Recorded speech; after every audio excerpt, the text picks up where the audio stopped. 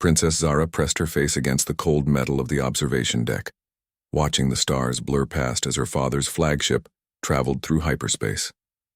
At 17 cycles old, she should have been preparing for her coronation ceremony, learning the ancient rites of succession that would one day make her empress of the Valyrian Empire. Instead, she found herself relegated to the forgotten corners of the massive warship, avoided by courtiers and servants alike. The reason was simple and devastating. She could not bear children. In Valyrian society, fertility was everything. Their species had evolved on a harsh world where survival depended on rapid reproduction and strong bloodlines. The royal family's genetic legacy stretched back 10,000 years, each generation producing dozens of offspring to ensure the empire's continuation. Zara's condition was not just a personal tragedy, but a threat to the very foundation of their civilization. Emperor Korath had tried everything. The finest geneticists in the galaxy had examined her cellular structure, searching for any anomaly that could be corrected. Priests had performed ancient fertility rituals, calling upon the old gods to bless her womb. Nothing worked. The scans always showed the same devastating truth. Her reproductive organs were completely absent, a genetic impossibility that occurred in less than 1 in a billion Valyrians. The whispers had started 3 cycles ago, when her condition became known. Court nobles who once bowed deeply now barely acknowledged her presence.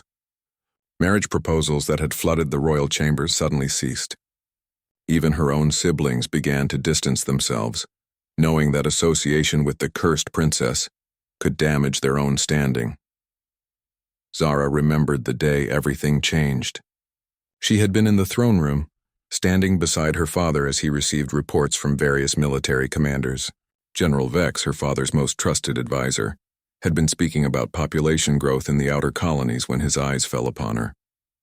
The way his expression shifted from respect to barely concealed disgust still haunted her dreams. "Your Majesty," General Vex had said, his voice carrying across the vast chamber, "perhaps it would be wise to consider the succession more carefully. The Empire requires strong leadership, and strong leadership requires the ability to continue the bloodline."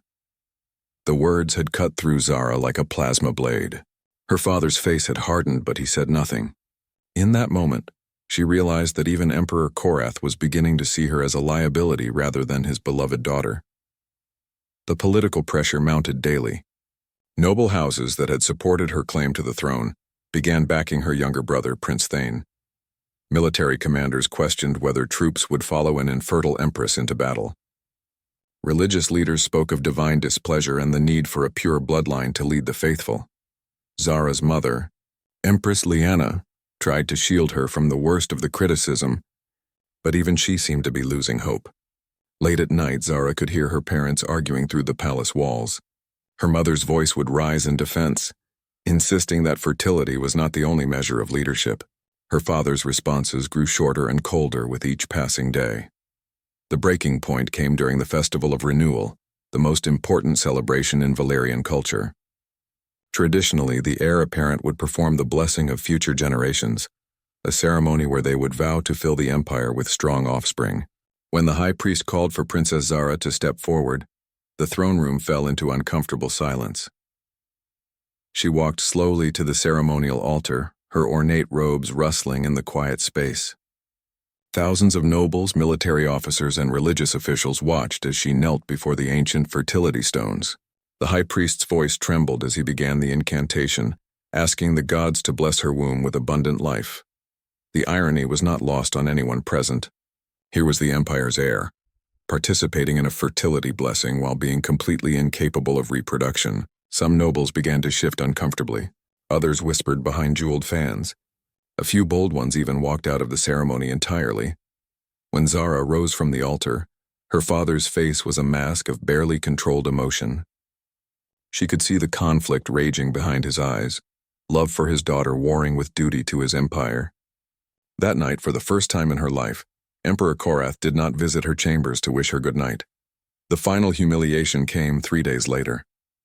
Zara was summoned to the private imperial study, where her father sat behind his massive desk reviewing holographic star charts. He didn't look up when she entered, and for several long minutes the only sound was the soft hum of the ship's engines. "Zara," he finally said, his voice heavy with resignation. "You know I love you more than life itself." The words that followed felt like a death sentence. He spoke of duty, of responsibility to billions of citizens, of the harsh realities of leadership. He explained that the noble houses were threatening rebellion if she remained heir. Military commanders were beginning to question orders that came from the palace. Religious leaders were calling her condition a sign of divine displeasure. "I have no choice," Emperor Korath said, finally meeting her eyes. "For the good of the empire, you must be removed from the line of succession. Your brother Thane will be named heir apparent tomorrow." Zara felt something break inside her chest, not just her heart but her very identity. She had been raised to rule, trained from childhood to lead one of the galaxy's most powerful civilizations. Without that destiny, who was she? "Where will I go?" she whispered. Her father's silence stretched on for what felt like an eternity. When he finally spoke, his words were barely audible.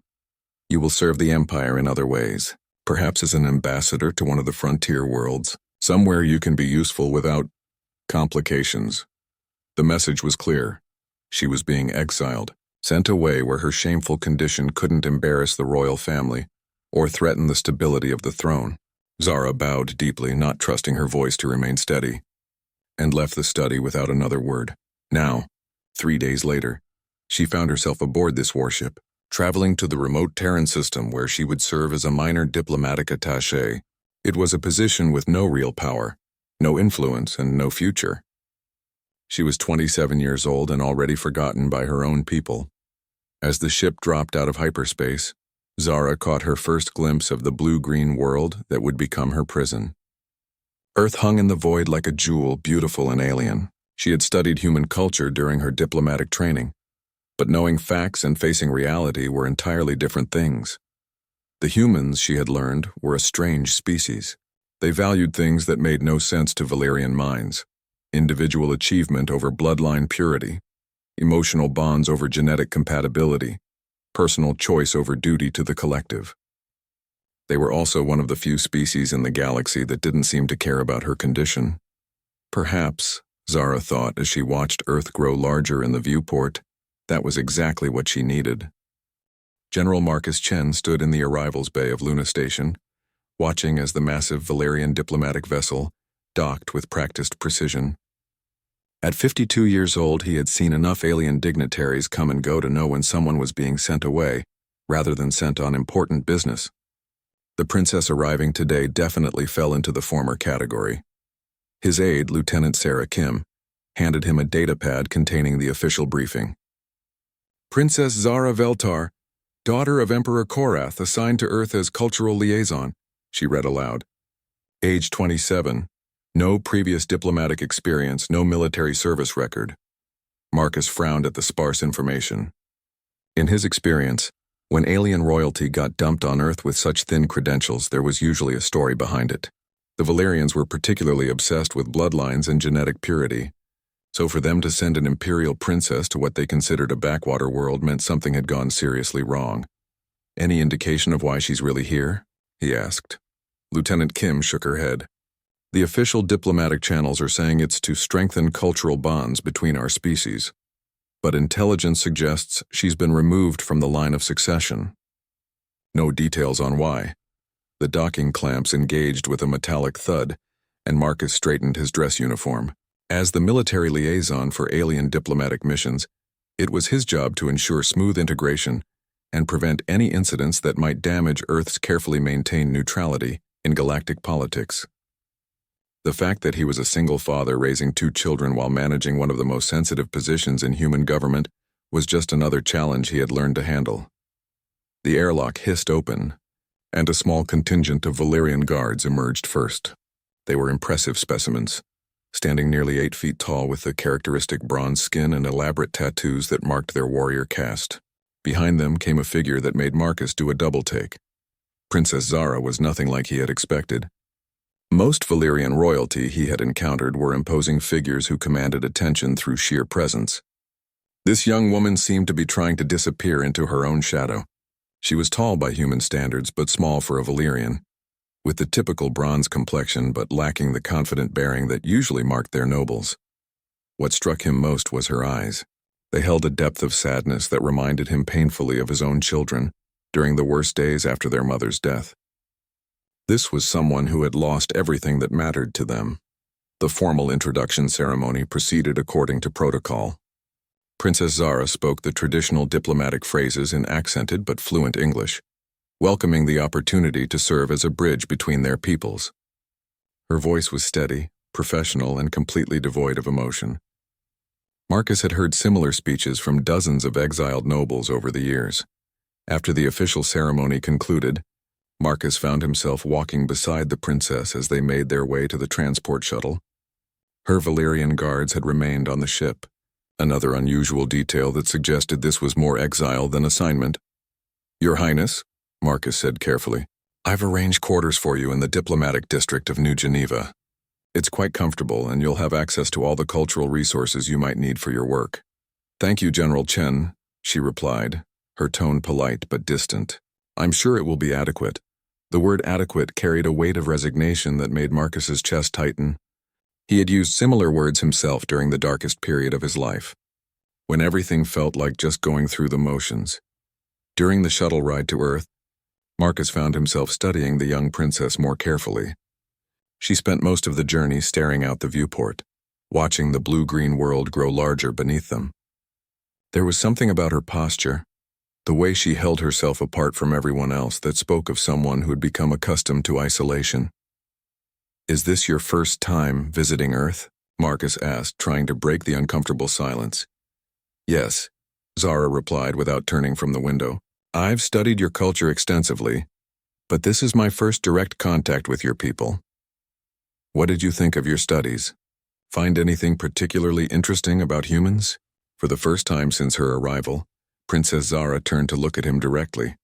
Her expression was curious, as if she was trying to solve a puzzle. "Your species confuses our scholars," she said slowly. "You seem to value individuals over bloodlines, emotion over logic, personal bonds over genetic compatibility. By Valyrian standards, your society should have collapsed millennia ago." Marcus smiled slightly. "And yet here we are, causing trouble for the galaxy's great powers." Indeed. There was the faintest hint of what might have been amusement in her voice. Perhaps there is something to be learned from that. The shuttle touched down at the New Geneva spaceport as the local sun was setting, painting the sky in brilliant shades of orange and pink. Marcus had planned to escort the princess to her quarters and then return to his own home, but something made him pause as they stood on the landing platform. "Your Highness," he said impulsively, "would you like to see something that isn't in any of your cultural studies?" Zara looked surprised. "What do you mean?" "Real human life. Not the diplomatic version, but how ordinary people actually live." Marcus wasn't sure why he was making the offer. Perhaps it was the loneliness he recognized in her, or maybe it was just his instinct to help someone who seemed lost. The princess hesitated for a long moment. "Would that be appropriate? I wouldn't want to cause any diplomatic complications." "Let me worry about protocol," Marcus said. "Unless you'd prefer to spend your first evening on Earth alone in government quarters, reading official reports." The slight slump in her shoulders told him that was exactly what she had been planning to do. 20 minutes later, Marcus was leading Princess Zara through the residential district where he lived with his 2 children. The neighborhood was a mix of old Earth architecture and modern alien influences, with gardens that combined plants from a dozen different worlds. Children played in the small parks while their parents sat on benches, chatting and keeping watchful eyes on their offspring. "This is where you live?" Zara asked, sounding surprised. "Military housing," Marcus explained. "Nothing fancy, but it's home." They stopped in front of a modest 2-story house with a small front yard where 2 bicycles lay abandoned on the grass. Through the front window, Marcus could see the warm glow of the living room lights and the silhouettes of his children doing homework at the kitchen table. "I should mention," Marcus said, suddenly feeling uncertain about his impulse invitation, "I have 2 children. Emma is 14 and David is 11. Their mother died 3 years ago, so it's just the 3 of us." Princess Zara stared at the house with an expression Marcus couldn't quite read. "You raise them alone?" "I have help from neighbors and friends, but yes, essentially." Marcus watched her face carefully. "Is that unusual among your people?" "Very," Zara said quietly. "Valyrian children are raised by extended family groups, with dozens of relatives sharing responsibility. The idea of one person trying to provide everything a child needs. She trailed off. It's not easy, Marcus admitted, but we manage. They're good kids. As if summoned by their conversation, the front door burst open and Emma Chen came running out. She was tall for her age, with her father's dark hair but her mother's expressive eyes. David followed more slowly, curious but cautious in the way that 11-year-old boys often were around strangers. "Dad," Emma called out. "You're late." David burned the dinner rolls again. "I did not," David protested. "They were only a little crispy." Marcus felt his usual mixture of exhaustion and overwhelming love as he watched his children bicker. "Emma, David, I'd like you to meet Princess Zara. She's visiting Earth as a diplomatic representative." Both children stopped arguing and stared at the tall alien woman with wide eyes. Marcus held his breath, wondering if he had made a terrible mistake by bringing an exiled princess into his children's lives. Then Emma stepped forward with the fearless curiosity that had gotten her into trouble since she was old enough to walk. "Are you really a princess?" she asked. "Like in the old stories?" Princess Zara looked down at the human child, and for the first time since her arrival, her carefully controlled expression cracked slightly. "I was," she said softly. "I'm not sure what I am now." The honesty in her voice seemed to strike something in Emma, who had her own experience with losing important parts of identity. She reached out and took the princess's hand with the casual kindness that children sometimes possessed. "Well," Emma said matter-of-factly, "you can be whatever you want here. That's what Dad always tells us." Marcus watched as Princess Zara stared down at his daughter's small hand holding hers, and he saw something shift in those sad eyes. Not healing, not yet, but perhaps the first crack in the walls she had built around herself. "Would you like to stay for dinner?" David asked, apparently deciding that any friend of his father's was welcome. "The rolls are only a little burned." Princess Zara looked at Marcus, her expression uncertain. He realized that this might be the first genuine invitation she had received in years, free from political calculation or diplomatic necessity. "We'd love to have you," Marcus said gently. "If you're willing to risk David's cooking." For the first time since her arrival on Earth, Princess Zara smiled. It was small and hesitant, but it was real. "I think," she said, "I would like that very much." 3 months had passed since Princess Zara's arrival on Earth, and the modest Chen household had fallen into an unexpected rhythm.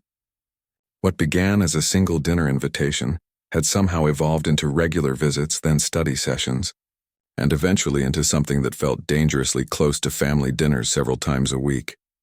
Marcus found himself looking forward to these evenings more than he cared to admit. After 3 years of single parenthood, he had grown accustomed to the constant weight of responsibility, the endless cycle of work, childcare, and trying to be everything his children needed. Having another adult around, especially one who seemed to genuinely enjoy spending time with Emma and David, felt like a gift he didn't deserve. The change in Princess Zara was remarkable. The sad, withdrawn woman who had arrived on Earth was slowly being replaced by someone more confident, more alive. She had thrown herself into learning about human culture with the dedication of a scholar. But her real education was happening around the Chen family's dinner table. "Zara, can you help me with my xenobiology homework?" Emma asked one evening, spreading her study materials across the kitchen table. At 14, she had developed a fascination with alien life forms that her teachers struggled to keep up with. "Of course," Zara replied, settling into what had become her usual chair.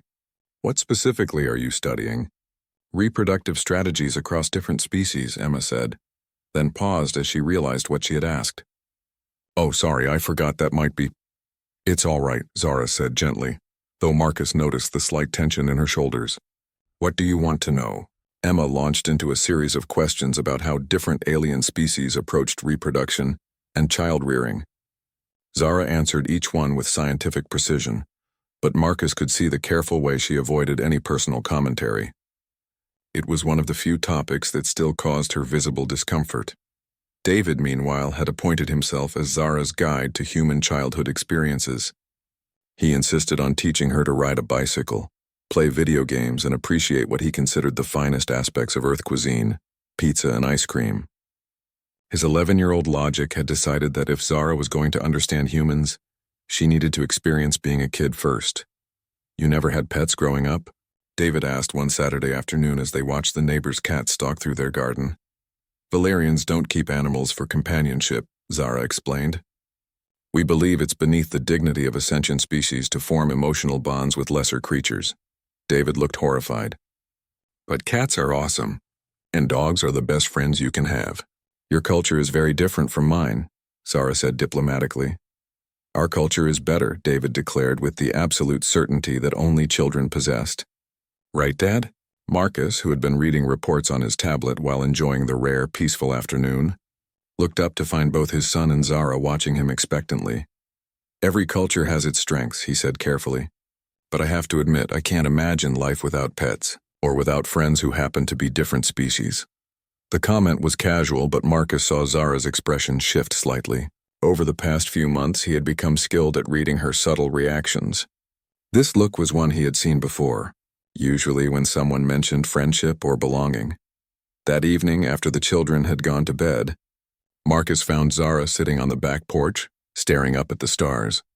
It had become her habit when something was troubling her, as if she was looking for her home among the distant lights. "Penny for your thoughts?" Marcus said, settling into the chair beside her. "Is that a human expression I should learn?" Zara asked. "It means I'm wondering what you're thinking about." Zara was quiet for a long moment. "David said your culture was better than mine. I've been wondering if he's right." Marcus felt his chest tighten. He had been dreading this conversation, knowing it would come eventually. "Zara, no, let me finish," she said, holding up a hand.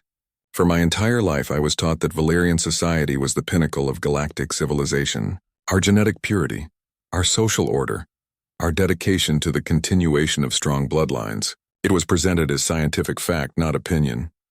She turned to look at him, and Marcus was struck again by how much she had changed. The broken princess who had arrived on Earth was gone, replaced by a woman who was beginning to question everything she had been taught. "But then I come here," Zara continued, "and I see David teaching me to appreciate cats, not because it serves any genetic purpose, but because it makes him happy. I see Emma studying alien biology because she's curious, not because it will strengthen the human bloodline. I see you raising 2 children alone, and somehow they're turning out to be remarkable people." "They get that from their mother," Marcus said quietly. "No," Zara said firmly. "They get it from you. And from this culture that says a person's worth isn't determined by their genetic fitness or their ability to reproduce." The words hung in the air between them, and Marcus realized they had finally reached the heart of whatever had driven Zara from her homeworld. "Do you want to tell me what really happened?" he asked gently. Zara's laugh was bitter. "I think you've already guessed. The infertile princess, remember? I can't have children, Marcus. In Valerian society, that makes me worse than useless. It makes me dangerous. Dangerous how? Because if I had inherited the throne, the royal bloodline would have ended with me. 10,000 years of genetic legacy, gone because of one defective princess." Zara's voice was steady, but Marcus could hear the years of pain beneath the words. "So they exiled you. They gave me a choice, voluntary exile or formal disinheritance with public trial. I chose exile." Zara looked back up at the stars. "My father told me I was being sent here to serve the Empire in other ways. What he really meant was that I was being sent somewhere I couldn't embarrass the family anymore." Marcus felt a surge of anger on her behalf, but he kept his voice calm. "Their loss is our gain, is it?" Zara asked. "What exactly am I gaining here, Marcus? I have no real diplomatic responsibilities, no purpose, no future. I'm a failed princess playing house with a human family. You're a woman finding out who she is when she's not defined by other people's expectations," Marcus said firmly. "You're someone my children adore, someone who's become—" He paused, realizing what he was about to say. "Someone who's become what?" Zara asked quietly. "Someone important to us," Marcus finished. "All of us." The admission hung between them, heavy with implications neither of them was quite ready to address. Marcus had been widowed for 3 years, and while he had occasionally considered dating, he had never met anyone who fit so naturally into his complicated life. The fact that Zara was an alien princess in exile only added to the complexity. "Marcus," Zara said slowly, "can I ask you something personal?" "Shoot." "When your wife died, did you ever think about giving up? Just stopping?" The question hit Marcus harder than he had expected. "Every day for about 6 months," he admitted. Emma and David were the only things that kept me going. They needed me and I couldn't let them down. But you weren't born to be their father. You chose to be every day. I guess that's one way to look at it. Zara nodded as if he had confirmed something important. Valyrians believe that purpose comes from bloodline, from genetic destiny. But humans seem to believe that purpose comes from choice. Maybe both can be true, Marcus suggested. Maybe some purposes are given to us and others we have to find for ourselves. And what if someone's given purpose is taken away? What then? Marcus looked at this remarkable woman who had somehow become central to his family's happiness, and he saw clearly what she couldn't see in herself. Then maybe they're free to choose a better one. The next morning, Marcus woke to find Zara already in the kitchen, helping Emma pack her school lunch while David ate cereal and read comics at the table. The scene was so domestic, so natural that it took his breath away. "Morning, Dad," Emma said cheerfully. Zara was telling us about Valyrian architecture. Did you know they build their cities in perfect geometric patterns based on genetic family trees? I did not know that, Marcus replied. Accepting the cup of coffee Zara handed him with a smile that made his heart skip. It's incredibly efficient, Zara said, but it also means that if your family falls from favor, you can literally be erased from the city structure. That's horrible, David said, looking up from his comics. What happens to the people? They're relocated to lesser districts or, in extreme cases, exiled to colony worlds. Emma and David exchanged the kind of look that siblings shared when they were thinking the same thing. Well, Emma said with the matter-of-fact tone she had inherited from her mother, you don't have to worry about that here. Our family tree is pretty simple and there's always room for one more branch. David nodded seriously. Besides, you make way better coffee than Dad. Marcus watched Zara's face as his children casually offered her something her own people had stripped away. A place to belong. For a moment, her carefully maintained composure cracked, and he saw the woman beneath the princess facade. Someone who had been alone for so long she had forgotten what family felt like. Thank you, Zara said quietly, and Marcus heard a world of meaning in those two simple words. As Emma and David gathered their school things and headed for the door, Emma paused and looked back at Zara. Oh, I almost forgot.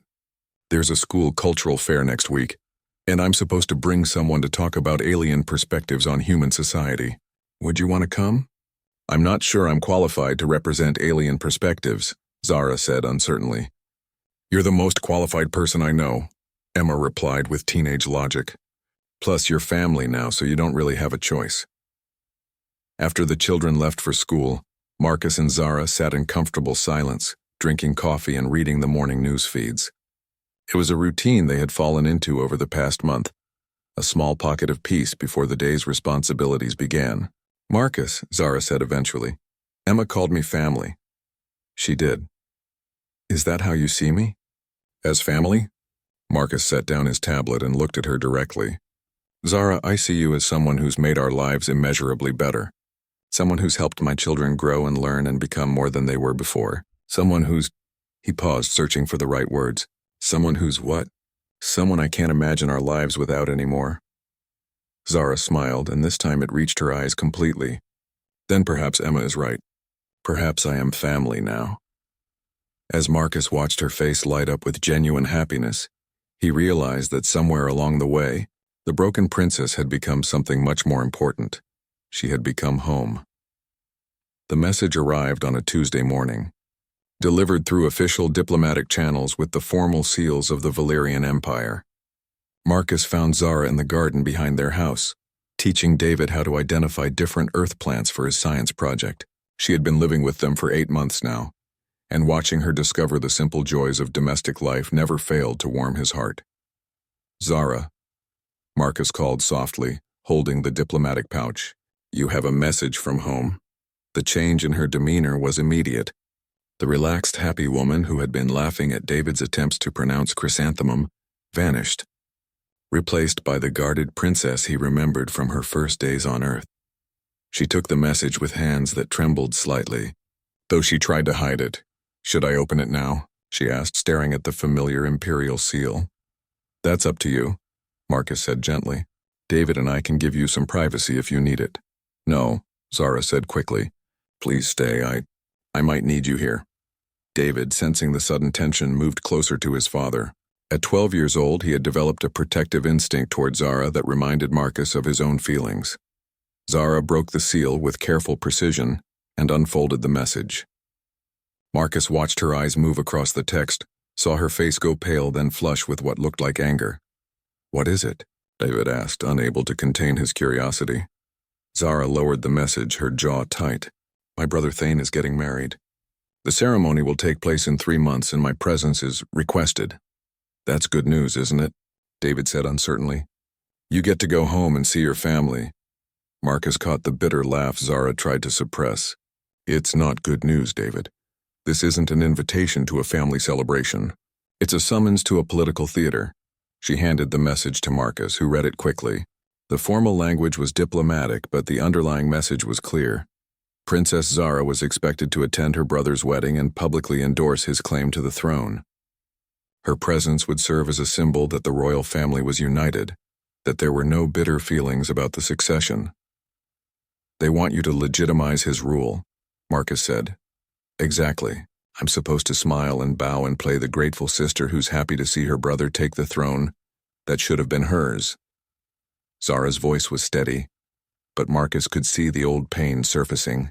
"They want to parade me around as proof that they handled my situation with compassion and wisdom." Emma appeared from the house, home early from school due to a teacher conference. She took one look at the adults' faces and immediately understood that something serious was happening. "What's wrong?" she asked, settling beside Zara on the garden bench. "I have to go back to Valeria," Zara explained. "For my brother's wedding." "For how long?" Emma's voice carried the same protective edge that David's had. Zara was quiet for a long moment. "I don't know. The message is vague about the length of stay, but royal weddings on Valeria typically involve weeks of ceremonies and celebrations." "But you're coming back, right?" David asked, the worry in his voice making Marcus's chest tighten.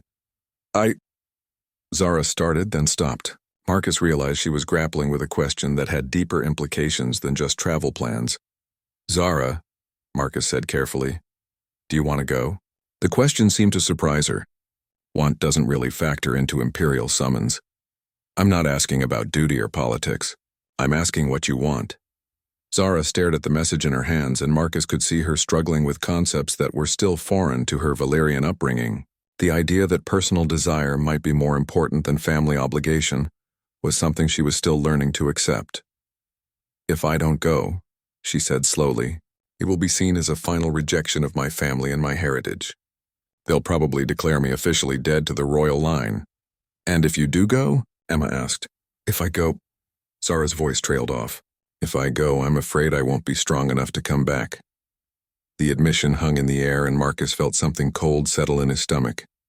He had been trying not to think about the temporary nature of Zara's presence in their lives, but this message forced him to confront the reality that she might leave them. "What do you mean?" David asked.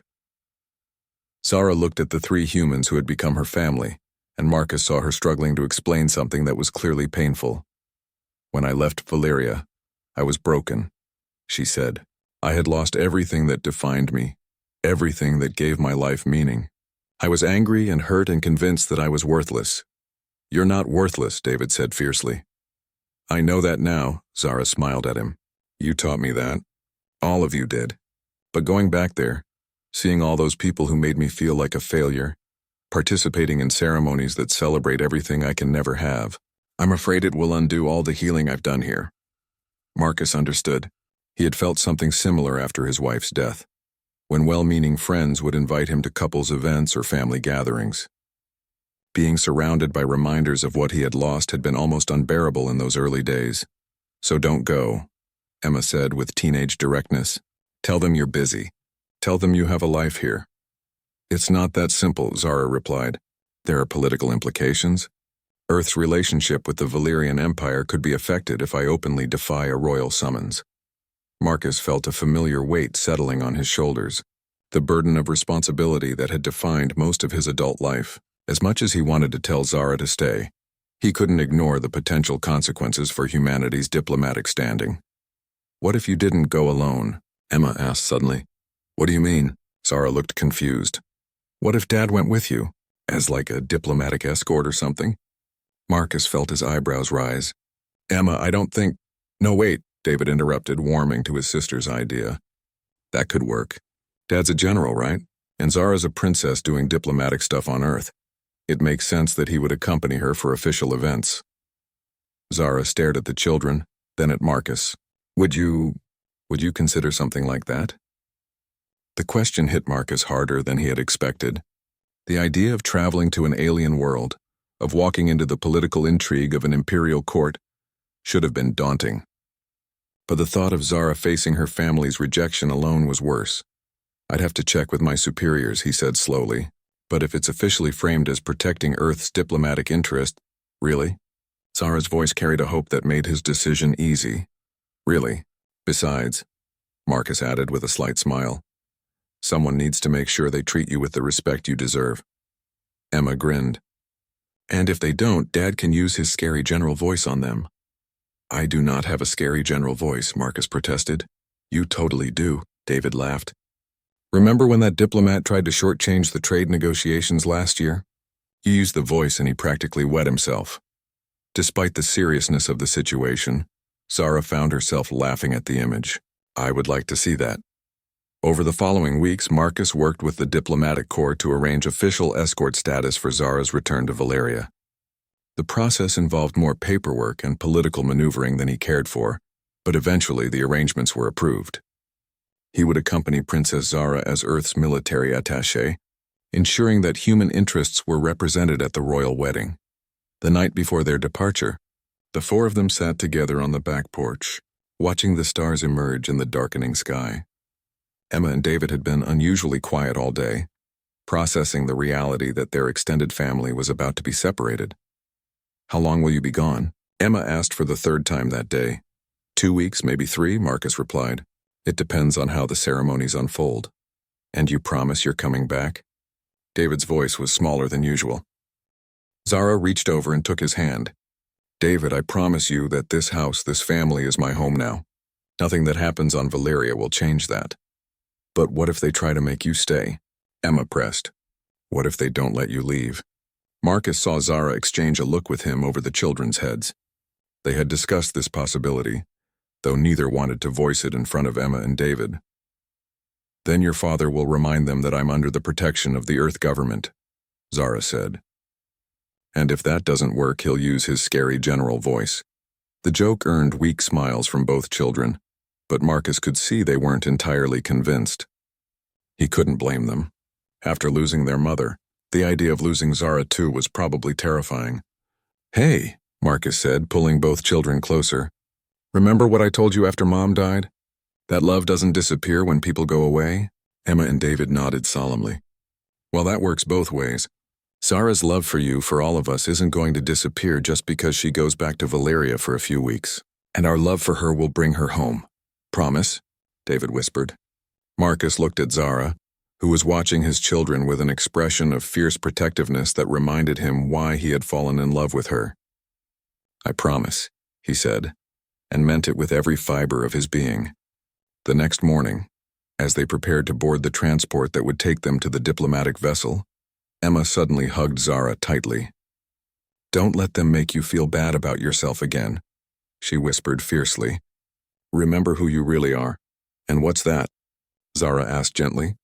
You're our Zara, David said, joining the hug. Your family. Your home. As Marcus watched Zara close her eyes and hold his children close, he realized that whatever challenges awaited them on Valeria, they would face them together, and together, they would come home. The transport lifted off into the morning sky, carrying them toward a confrontation that would test everything they had built together. But for the first time since receiving that imperial summons, Marcus felt confident about the outcome. After all, they weren't just protecting Zara's future, they were protecting their family. The throne room of the Valerian Empire was exactly as imposing as Marcus had expected, and nothing like he had prepared for. Crystalline walls soared hundreds of feet overhead, carved with intricate patterns that seemed to shift and move in the light. The genetic family trees of 10,000 years of royal bloodlines were etched into every surface, a constant reminder of the dynasty's obsession with hereditary purity. Emperor Korath sat on the throne of stars, a massive seat carved from a single piece of rare crystal, that legend claimed had fallen from the heavens during the Empire's founding. He was an impressive figure even by Valyrian standards. Nearly 9 feet tall with the bronze skin and elaborate tattoos that marked his warrior heritage. But as Marcus studied the Emperor's face, he saw something he hadn't expected, a father's grief, carefully hidden beneath imperial composure. Beside the throne stood Prince Thane, the heir apparent whose wedding had brought them here. He was younger than Zara, perhaps 25 cycles old, with the confident bearing of someone who had never questioned his place in the world. His bride-to-be, Lady Vera, stood at his side, her hand resting possessively on his arm. Marcus felt Zara tense beside him as they were announced to the court. She had been silent during the entire journey from Earth, withdrawing into herself as they traveled deeper into Valyrian space. Now faced with the family that had cast her aside, she seemed to shrink into the formal diplomatic robe she wore. Princess Zara Veltar, the court herald announced, and General Marcus Chen of Earth, diplomatic escort. The throne room fell silent. Marcus was acutely aware of hundreds of nobles watching them, their expressions ranging from curiosity to barely concealed disdain. He had attended enough formal ceremonies to recognize political theater when he saw it, and this was definitely a performance.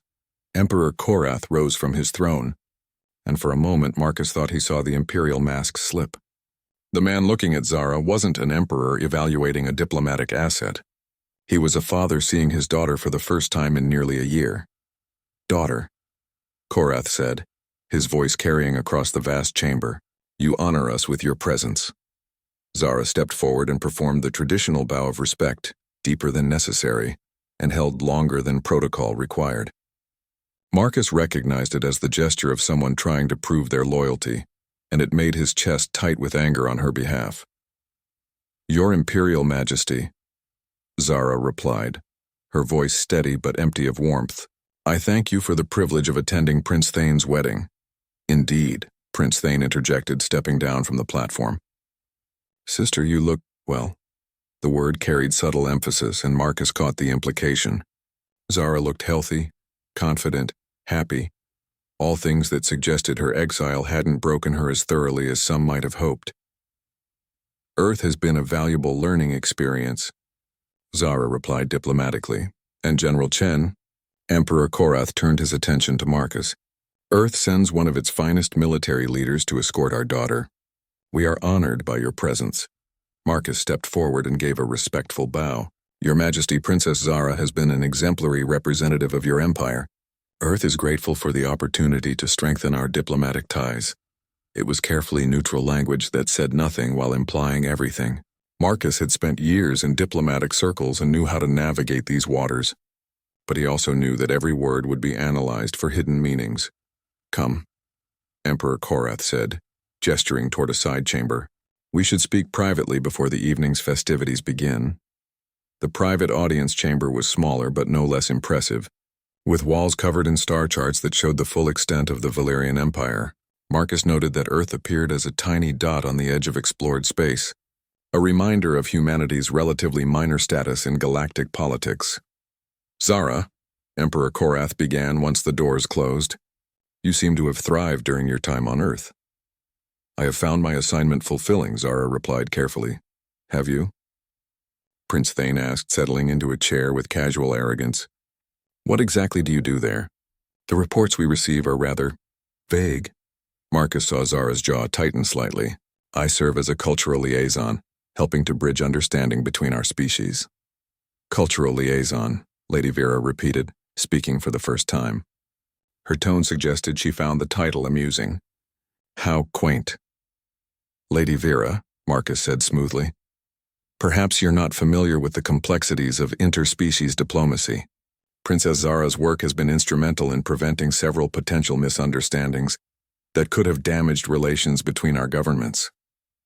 It wasn't entirely true, but it wasn't entirely false either. Zara's insights into Valyrian psychology had indeed helped Marcus navigate several delicate situations over the past months. "I'm sure it has," Lady Vera replied with a smile that didn't reach her eyes, though one wonders what long-term career prospects exist in such a specialized field. The comment was designed to wound, and Marcus saw it hit home. Zara's composure wavered for just a moment before she regained control.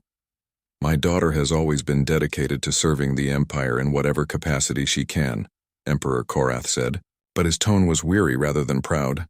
Speaking of service, Prince Thane said, leaning forward, I trust you understand why your presence here is so important. Sister. I understand that royal weddings are significant political events, Zara replied. More than that, your public support of my marriage, of my ascension to heir apparent, will go a long way toward silencing the few remaining voices that question the succession. Marcus felt something cold settle in his stomach. This wasn't just about family reconciliation. It was about using Zara to legitimize a political decision that had torn their family apart. I see, Zara said quietly. There will be several public ceremonies over the next 2 weeks, Lady Vera added. We'll need you to be visible, supportive, and enthusiastic about the union. After all, family unity is so important to maintaining public confidence. Marcus watched Zara's face and saw the exact moment she understood what was being asked of her. She wasn't here as a beloved daughter or sister. She was here as a political prop, expected to smile and endorse the very system that had discarded her. Of course, Zara said, her voice barely above a whisper. Emperor Korath looked uncomfortable with the direction the conversation had taken. Zara, your quarters have been prepared in the East Wing. I trust you'll find them acceptable. I'm sure they will be, Zara replied, standing to leave. Oh, and sister, Prince Thane called after her. There's a private family dinner tomorrow evening. Just immediate family. I assume you'll want to attend? The way he phrased it made it clear that her attendance wasn't really optional. Zara nodded once and left the chamber, Marcus following close behind. They walked through the crystal corridors in silence until they reached Zara's assigned quarters. Marcus was relieved to see that his own rooms were directly across the hall, close enough to provide support if needed. Well, Zara said once they were alone in her sitting room. That went about as expected. Marcus studied her face, looking for signs of the breakdown he was afraid might come. Instead, he found something that surprised him: quiet determination. Are you okay? He asked. I'm angry, Zara said simply. I spent months feeling guilty about leaving, wondering if I had overreacted to their treatment. But sitting in that room, listening to them plan how to use me for their political theater, I realized I wasn't wrong to leave. Marcus felt a surge of pride. The broken princess who had arrived on Earth would have absorbed their criticism and blame herself for the family's dysfunction. This Zara, the woman who had learned to value herself through the love of his children, was strong enough to see the manipulation for what it was. What do you want to do? Marcus asked. I want to go home, Zara said without hesitation. I want to go back to Emma and David and our dinner table conversations and your terrible coffee. My coffee is not terrible, Marcus protested mildly. It's awful, Zara laughed, and the sound was like sunlight breaking through clouds. But it's home. A soft chime indicated someone was requesting entrance to Zara's quarters. Marcus moved to answer it, partly from protective instinct and partly from curiosity about who would visit so soon after their arrival. Emperor Korath stood in the hallway alone and looking oddly uncertain.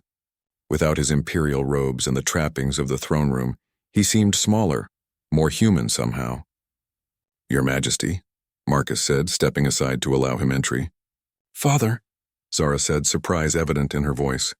Emperor Korath looked around the sitting room, his eyes taking in details as if he was seeing his daughter's living space for the first time. These quarters are acceptable? They're fine, Zara replied, clearly wondering why he was there. For a long moment, the Emperor said nothing. Then, in a voice so quiet Marcus had to strain to hear it, he spoke. I've made mistakes, Zara. Many mistakes. Zara went very still. Father. No, let me say this. Emperor Korath moved to the window that looked out over the capital city. When you were born, the doctors told us about your condition. Your mother wanted to keep it secret, to find a way to work around it. I agreed, thinking we had time to solve the problem. Marcus saw Zara's hands clench into fists at her sides. But as you grew older, as the political pressure mounted, I let fear drive my decisions. Fear for the empire, fear for the dynasty. Fear for what would happen if our enemies discovered our heir couldn't produce children. The Emperor's voice was heavy with regret. I forgot that you were my daughter first and a political asset second.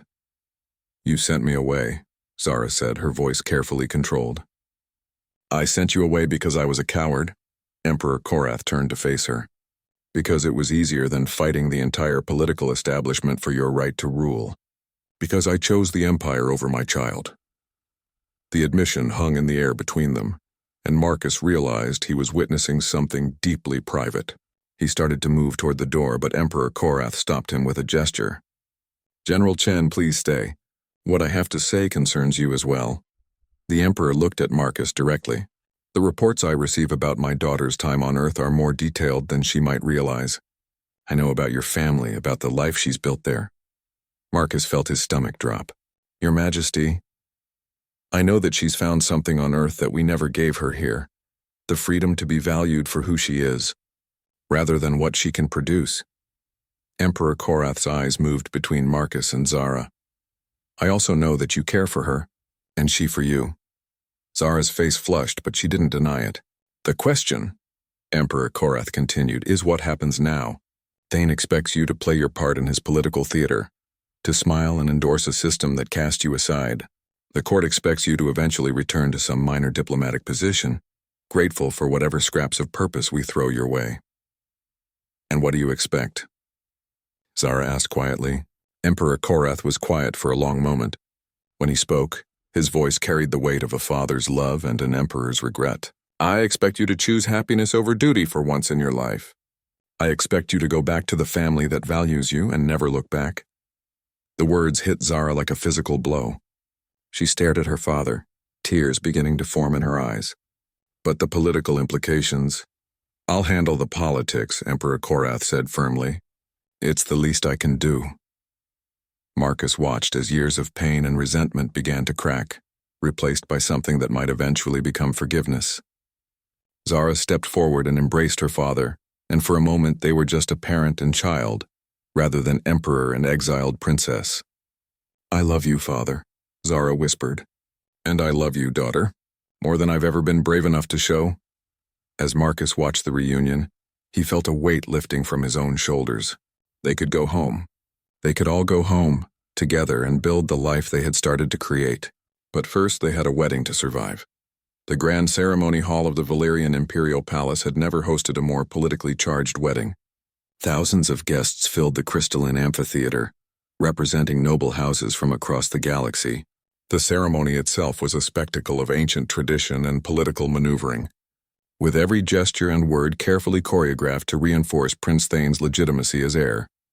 Marcus stood with the other diplomatic observers, watching as Zara performed her role with quiet dignity. She had appeared at every required event over the past week, smiling appropriately and offering the expected words of support for her brother's marriage. To the outside observer, she seemed to be the perfect example of royal grace under pressure. But Marcus knew better. He could see the tension in her shoulders, the careful control in her voice, the way she positioned herself to maintain maximum distance from the proceedings, while still fulfilling her obligations.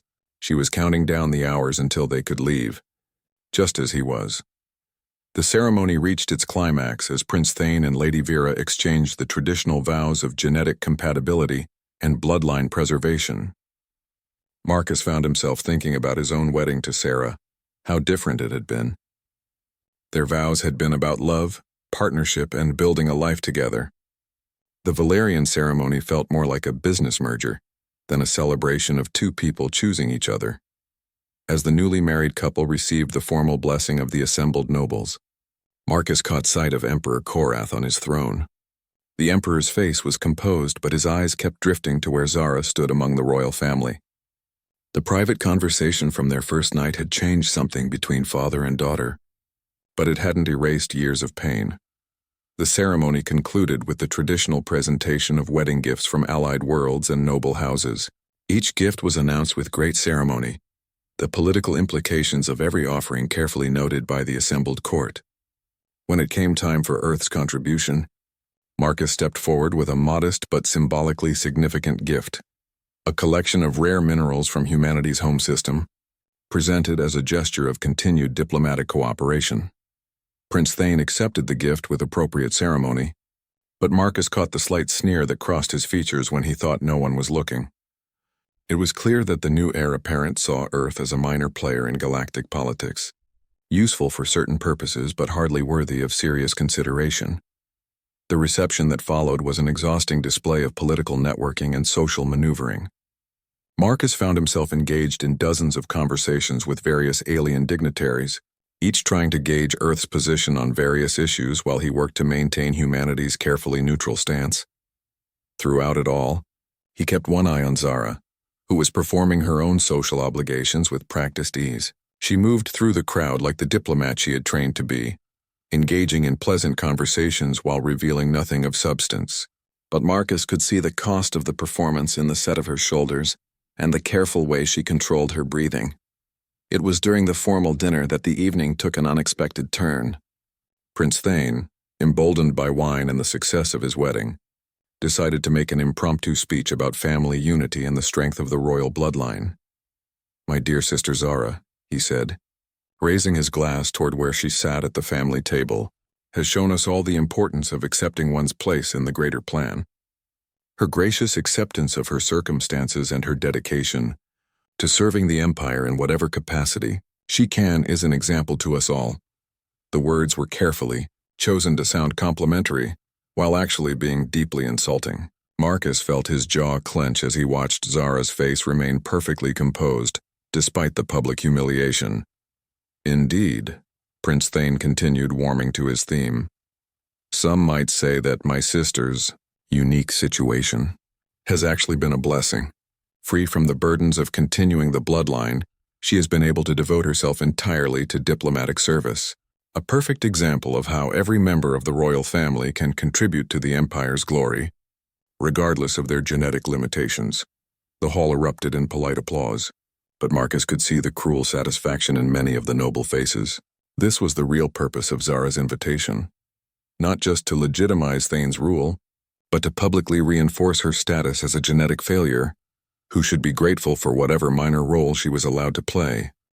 Marcus started to rise from his seat, ready to deliver the kind of diplomatic response that would put the arrogant prince in his place. But Zara caught his eye and shook her head slightly. She had something to say, and she was going to say it herself. "Brother," Zara said, standing gracefully, "your words are too kind.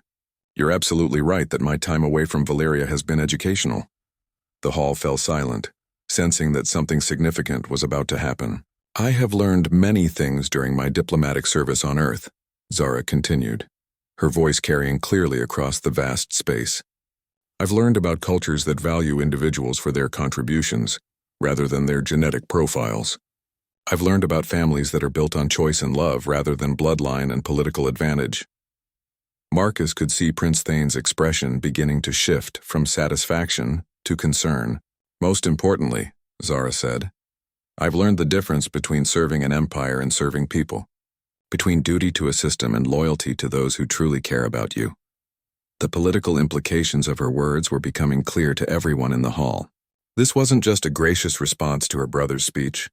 This was a declaration of independence, which is why, Zara continued, "I want to formally announce my decision to renounce my Valyrian citizenship and request political asylum on Earth." The hall erupted. Nobles leaped to their feet, some shouting in outrage, others in shock. Prince Thane's face went through several interesting color changes before settling on a shade that reminded Marcus unpleasantly of an overripe fruit. Emperor Korath, however, remained seated on his throne, and Marcus was surprised to see what looked like pride in the Emperor's expression. "You cannot do this," Lady Vera shrieked, her composure finally cracking. "Royal blood cannot simply renounce itself. There are laws, traditions, genetic obligations." "Actually," Marcus said, rising to stand beside Zara, "she can. Under galactic law, any individual has the right to request asylum if they believe their life or freedom is threatened by their government of origin. Earth is prepared to grant Princess Zara full citizenship and protection."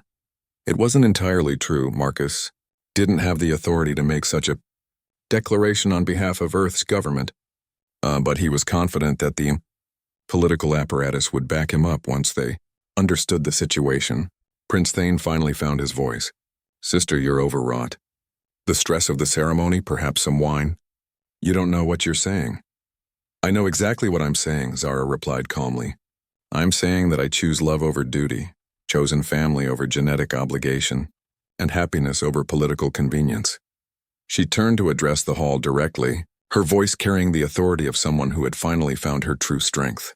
For 27 years, I was told that my worth was determined by my ability to produce children. When I couldn't meet that standard, I was cast aside and told to be grateful for whatever scraps of purpose I could find. But I've discovered something that apparently escaped the notice of our great philosophers and geneticists. A person's value isn't determined by their reproductive capacity. It's determined by how they treat others, how they contribute to the welfare of those around them, and how much love they bring into the world. Marcus felt his chest swell with pride as he watched this remarkable woman claim her own narrative for the first time in her life. I have found a family that values me not for what I can produce, but for who I am.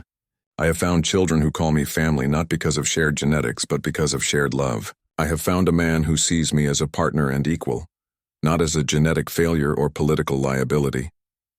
She turned to look at Marcus, and he saw his own love reflected in her eyes. So yes, I renounce my claim to the Valyrian throne. I renounce my citizenship and my titles. I choose Earth, I choose humanity, and I choose the family that chose me first. The hall had gone completely silent.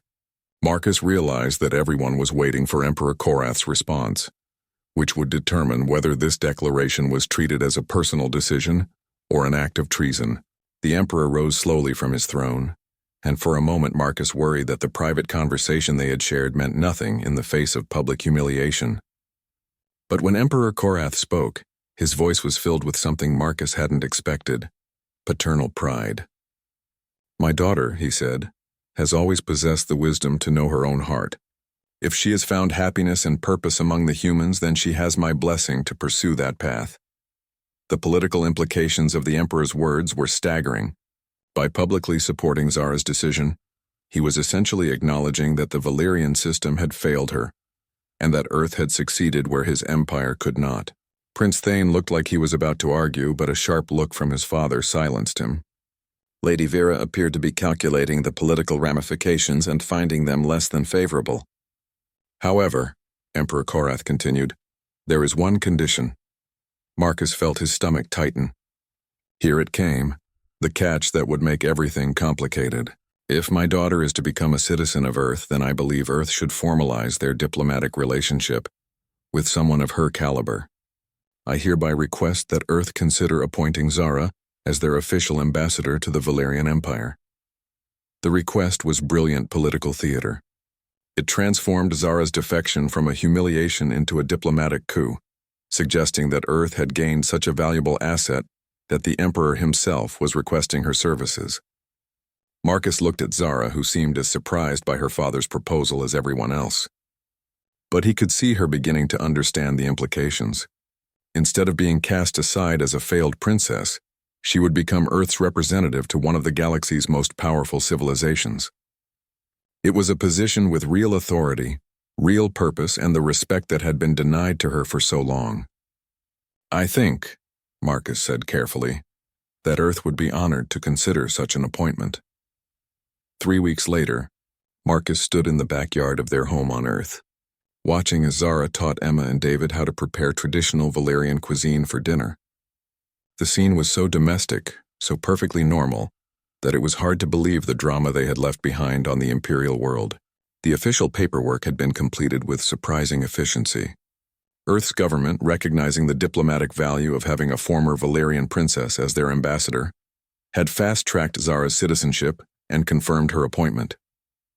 The Valyrian Empire had formally accepted her credentials, with Emperor Korath personally endorsing her qualifications. Prince Thane and Lady Vera had been less gracious, but they were smart enough not to oppose a decision that had imperial backing.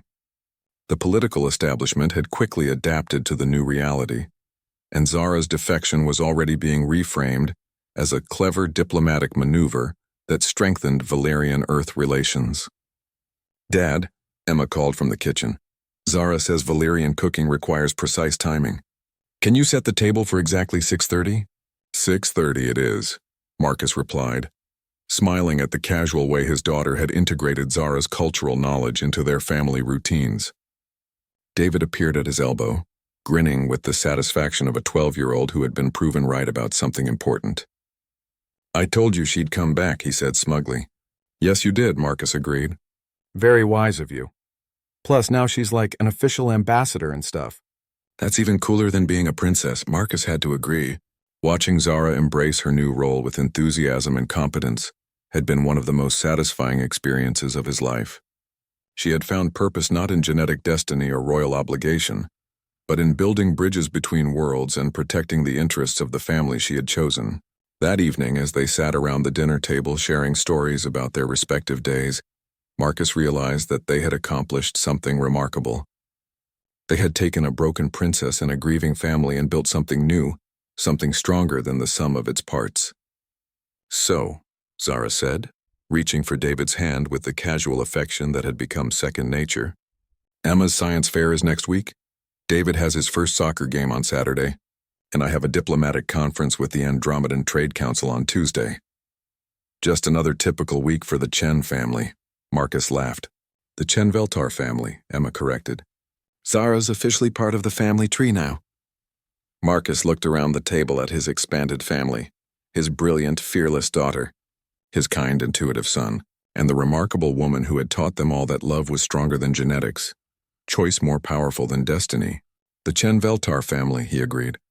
"I like the sound of that." Outside, the stars were beginning to appear in the darkening sky. Among them, invisible but no longer unreachable, was the Valerian Empire, where an aging emperor looked up at the same stars and smiled, knowing that his daughter had finally found her way home. On Earth, in a modest house filled with laughter and love, a former princess served dinner to her chosen family, and discovered that happiness was not a matter of bloodline or destiny, but of finding the courage to build the life you wanted with the people who mattered most. And in the end, that was the most human thing of all.